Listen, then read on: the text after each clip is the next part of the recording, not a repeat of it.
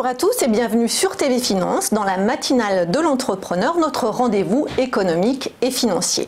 Nous recevons ce matin Stéphane Aubet, président fondateur de Green City Immobilier, l'un des 5 plus importants promoteurs immobiliers indépendants en France. Bonjour. Bonjour Anne-Laure. Alors présentez-nous la société, à quand remonte sa création, quel est son cœur de métier et combien êtes-vous aujourd'hui ? Alors Green City Immobilier, c'est une société que j'ai créée il y a un petit peu plus de presque 9 ans. Voilà, 9 ans le 22 mars 2011. Précis. Voilà. Donc c'est une société indépendante, comme vous l'avez précisé. Donc aujourd'hui c'est 110 collaborateurs. C'est le 14e promoteur résidentiel national, 5e indépendant. Voilà, et donc spécialisé dans l'immobilier résidentiel, c'est-à-dire le logement collectif et le logement individuel groupé. Et alors, je me suis posé la question, le green signifie quoi dans votre nom ?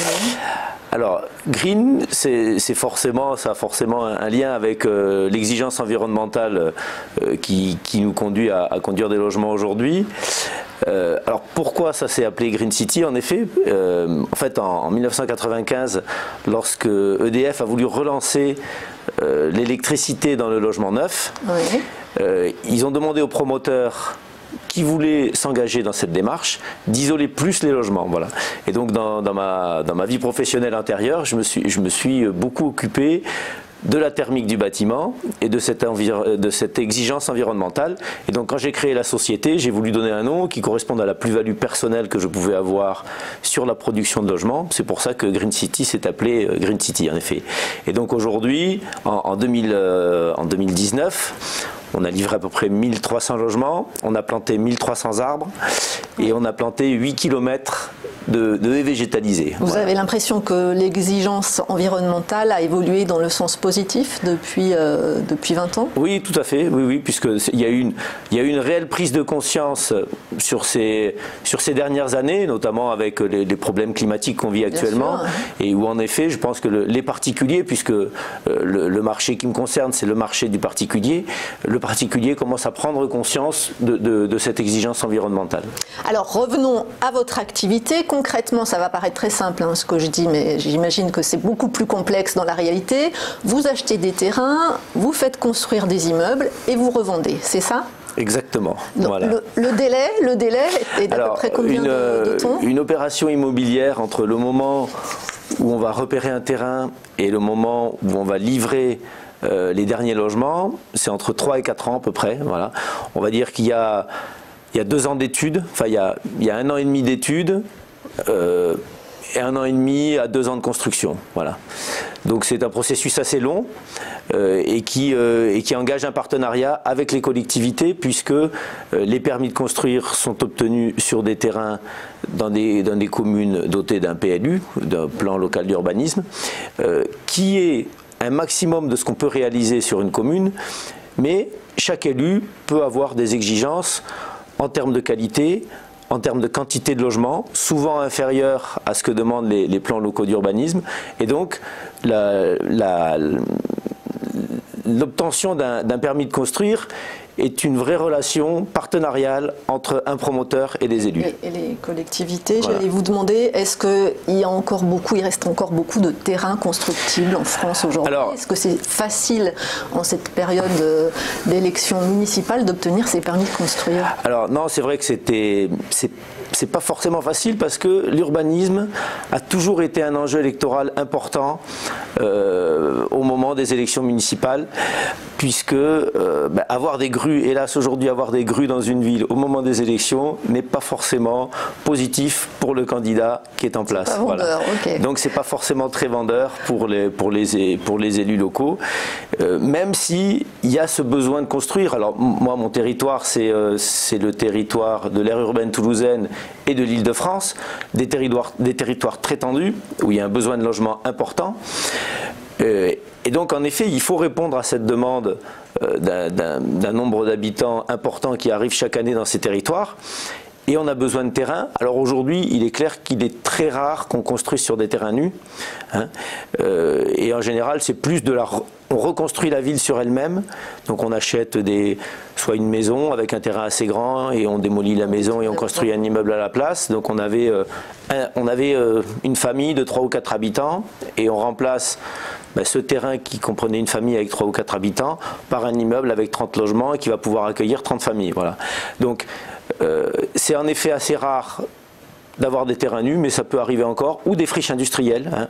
On a dans les territoires tendus, dans les grandes villes, comme Toulouse et comme les villes d'Île-de-France, des friches industrielles qui se trouvent encore en centre-ville et qu'on peut transformer en quartier de logement. C'est ça d'anciennes usines qui peuvent se transformer en quartier de logement. Et alors la demande est importante, vous nous l'avez dit, mais qui achète? Qui achète à Toulouse et qui achète en Île-de-France par exemple? Alors le marché donc, qui concerne Green City Immobilier, c'est le marché du particulier. Donc les gens qui achètent, c'est soit des gens qui achètent pour habiter, voilà, pour leur résidence principale, soit des gens qui achètent pour investir, c'est-à-dire pour acheter un logement et pour le louer à des gens qui ont besoin de logements locatifs. Voilà. Donc c'est l'investissement locatif donc, est aidé par un dispositif aujourd'hui qui s'appelle le dispositif Pinel. J'allais vous dire, est-ce que c'est intéressant fiscalement? Voilà, fiscalement en effet c'est très intéressant puisque vous pouvez déduire jusqu'à 21% du montant de votre investissement, de votre impôt à payer. Donc c'est vraiment un dispositif très intéressant qui existe, alors aujourd'hui il s'appelle le dispositif Pinel, mais c'est un dispositif qui existe depuis les années 85, voilà, et en effet... Ça va continuer? Voilà, et on espère que ça va continuer, puisqu'en effet ce dispositif représente environ 60% du marché du logement neuf. Voilà. Donc c'est clair que si nos gouvernants décidaient de ne pas continuer ce dispositif, ça aurait des effets très négatifs sur la production de logements et sur les prix. Parce que vous savez qu'un marché un marché en sous-offre est toujours un marché qui devient très spéculatif. Hein. On a l'exemple de la ville de Paris, par exemple, qui est toujours un très mauvais exemple, puisque c'est le marché le plus spéculatif, la ville de Paris, je parle. Hein. Puisqu'en effet, vous avez... en 2018, je crois qu'il s'était mis 373 logements neufs en commercialisation. Oui. Donc l'essentiel, c'est du logement ancien, en fait. Donc sur la ville de Paris, en effet, c'est du logement ancien. Le prix de 10 000 € le mètre carré, on est sur le logement. Voilà, alors sur le logement neuf, les prix sont très chers également, parce qu'il y a tellement peu d'offres qu'en effet, le prix du neuf dans Paris est excessivement cher parce qu'il n'y a pas d'offres. Voilà. Et alors le prix moyen à Toulouse ou aux alentours et en Île-de-France, il est de combien à peu près? Alors le prix moyen sur l'aire urbaine toulousaine, il est autour de 4 000 €, et on va dire qu'il va varier environ de 3 000 € du mètre carré à 6 000 €, 6 500 € quand on est en plein cœur de Toulouse. Voilà. Donc on a un marché autour de 4 000, entre 3 000 et 6 500. Et je dirais que la richesse du marché parisien, c'est que ça va de 3 500 à 30 000. Voilà. Donc 30 000, on est dans Paris. Donc 30 000, on va dire que c'est le micro-marché de Paris, mais qui n'est forcément pas une référence. Alors 30 000, c'est l'excès, hein, bien sûr. Mais on va dire la moyenne du marché d'Île-de-France tourne autour des 5 000 €, à part quelques villes du 92, du 94 et Paris, qui en effet peuvent être... Boulogne, Boulogne, Asnières, Clichy, enfin voilà, certaines villes du 92 et du 94 qui en effet vont être plus chères que ça, vont être entre 7, 8, 9, 10 000 € du mètre carré. Mais le gros du marché quand même en Île-de-France, est autour des 5 000 € du mètre carré. C'est bon à savoir, parce que c'est vrai que nous, on reste vraiment figé sur ces plus de 10 000 € le mètre carré. Oui, mais c'est finalement un micro-marché et un marché de la très proche première couronne parisienne. Et alors, en termes de chiffres, combien de transactions réalisez-vous par an, et est-ce qu'on peut avoir une idée de votre chiffre d'affaires? Voilà, alors en 2019, nous avons environ vendu 2000 logements. Voilà. Livré 1300 logements pour un chiffre d'affaires d'environ 330 millions d'euros. Voilà. Donc ce qui nous plaçait en effet à la 14e place des promoteurs français. Et en termes de financement, tout est autofinancé? Tout est autofinancé. Alors dans la vente de logements neufs en France, on a un système qui s'appelle la garantie financière d'achèvement qui doit être délivré par une banque. C'est-à-dire que pour qu'un notaire passe un acte de vente d'appartement neuf, il faut que le promoteur fournisse cette garantie financière d'achèvement qui est fournie donc par une banque. Et en effet, en général, sur une opération de promotion, on a toujours une banque partenaire qui délivre cette garantie financière, mais qui délivre également un crédit pour la réalisation de l'opération. Et alors, quelles sont les prochaines étapes de développement pour Green City Immobilier? Alors, on va dire que sur l'aire urbaine toulousaine, on est déjà assez mature puisqu'on réalise environ 1000 logements par an, donc on est le premier opérateur. Bon, mon objectif aujourd'hui, c'est de développer vraiment notre activité sur l'Île-de-France, hein, puisqu'on était dans les 500 logements par an sur l'Île-de-France. Mon objectif, c'est d'en faire plutôt 1000.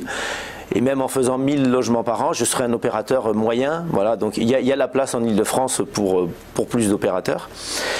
Et un de mes autres objectifs, c'est de développer une activité en Rhône-Alpes et peut-être une activité un peu en Aquitaine. Voilà.